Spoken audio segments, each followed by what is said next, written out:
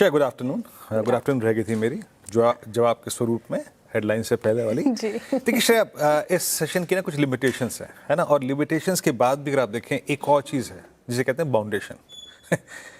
शुक्रवार को जब हम बाजार बंद करके गए उसके बाद हम 3 दिन राहत महसूस कर रहे थे वॉल स्ट्रीट से, शनिवार, इतवार और सोमवार को। मैं एक बार वो बात कहना चाहूँगा जो कि मैंने 12 बजे भी कही थी कि प्लीज़ याद रखिएगा, ये बाजार सुबह चाहे जैसा भी किया हो, मिड सेशन में चाहे जैसा भी किया हो, टुवर्ड्स क्लोज ये अलाइन होने की कोशिश करेगा। जो चीज़ हम CNBC आवाज़ पे सुबह से फोकस करें, दैट सिंकिंग डाउ फ्यूचर्स। ठीक है, एंथ्रोपिक के साथ इन्फोसिस की कोलैबोरेशन, ये खबर आई, ठीक है, बैंक निफ्टी चला, ठीक है, बट कुछ हद तक US फ्यूचर्स के साथ श्रेया एक सिंक, एक पैरिटी एस्टेब्लिश करने की कोशिश करेगा। तो ये जो आप कह रही हैं ना कि हल्की सॉफ्टनेस, ये माइट भी आप देखें वो उस चक्कर में आ रही होगी। हालांकि अब देखिए, अब US फ्यूचर्स सुबह की तुलना में बिल्कुल डिफरेंट है, तो अब थोड़ा सा उससे पैरिटी एस्टेब्लिश करेगा। मेरी सुबह क्या अप्रोच थी? देखिए, सुबह हमारे पास AI वाली खबर नहीं थी, मतलब AI समिट थी, लेकिन इन्फोसिस वाला, एंथ्रोपिक वाली कोलैब की खबर नहीं थी। हमें सिंपली अपने स्टैट्स पे फोकस करना था। सुबह गिफ्ट निफ्टी शेयर करीब 100 अंक नीचे था जब बाजार की शुरुआत हुई।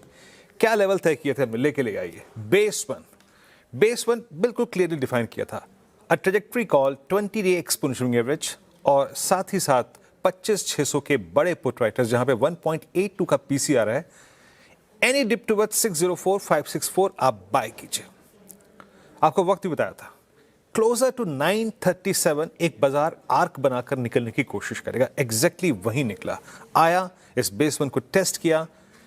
हम पहले कहां जाएंगे? हम पहले जाएंगे कल के हाईएस्ट क्लस्टर को हिट करेंगे। RS1 लेके आइए पहले। RS1 क्या था? और आप यकीन मानिए, फर्स्ट स्विंग में हम गए, वो जो आप एक हाई देख रही है ना, ये करीब first high that was 689 and 729। फिर हमने एक्सपायरी डे में 25,700 के कॉल राइटर्स के जोन के ऊपर ट्रेड करना शुरू किया, यानी during the day first breakout, और उसके बाद हम ऑलमोस्ट गए 786 तक। पर याद रखिएगा, मैं ये बार बार कह रहा हूं कि मैंने अपनी कमेंट्री को अभी भी 813 के ऊपर नहीं रखा है। In best case as of now I am not going beyond 786 and 813। 800 बहुत टफ जोन है, यकीन मानिए।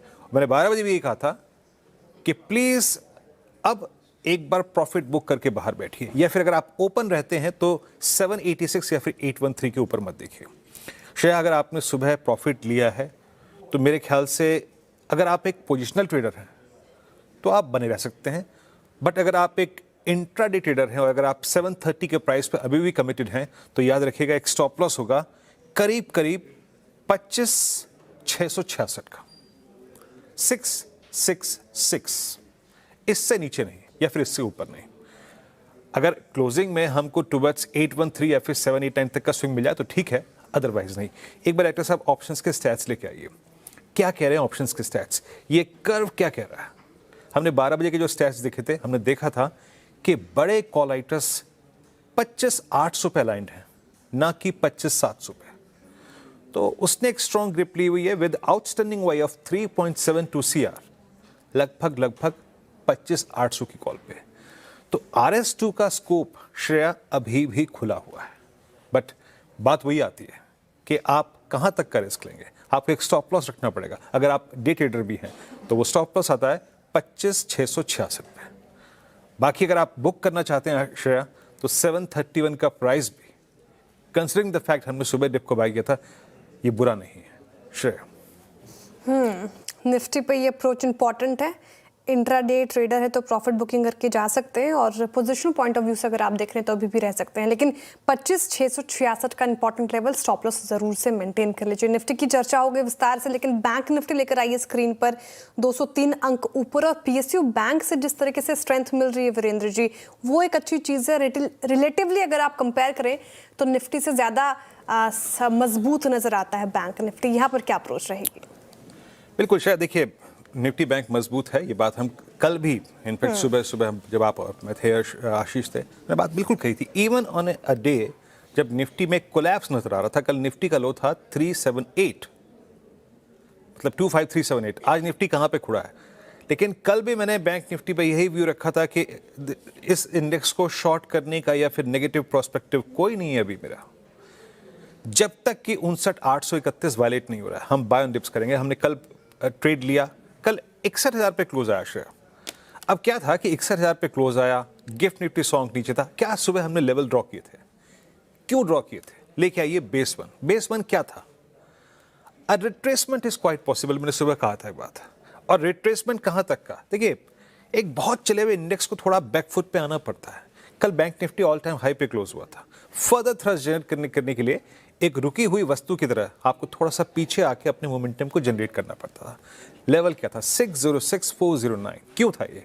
That was exactly 60,000 put writers zone and 10 day exponential में बीच आया, बड़ी खूबसूरती से बहुत देर तक वहां पे रेस्ट किया और उसके बाद under the leadership of PSU banks क्या स्विंग जनरेट किया। क्या कहा था मैंने कि जब बेस वन को पिक कीजिएगा तो RS1 के क्लस्टर में ला के छोड़ दीजिएगा। RS1 क्यों था और क्यों कहा गया था? ये जो आप एक कैंडल को रीड कीजिएगा 3 फरवरी, जिस दिन ट्रेड डील का अनाउंसमेंट हुआ था, सुबह सुबह आप बड़े गैप के साथ खुले थे। ये उस दिन का हाईएस्ट क्लस्टर जो है ना, वो करीब करीब यहीं आता है, 61,072 और 241। तो मेरे कहे के मुताबिक अगर आपने यहाँ पे प्रॉफिट बुक भी कर लिया तो कोई दिक्कत की बात नहीं है, बट याद रखिएगा अगला मूव 241 के ऊपर आएगा। अगर 241 बाइसेक्ट हो गया तो 478 और 615 ये जोन भी आएगा। बट अगर आपको बैंक निफ्टी में कमिटेड रहना है इस डायरेक्शन में, तो आपको स्टॉप लॉस डी पर रखना पड़ेगा एज अ पोजिशनल ट्रेडर, और वो आता है अभी भी बेस वन के नीचे, क्योंकि हमको उस स्टॉप लॉस को डिफेंड करेगा 60,500 का पुट राइटर और 10 डे एक्सपोनेंशियल एवरेज। तो no issues with the bank Nifty share, stay committed in this direction. Stop loss मैंने बता दिया। शेयर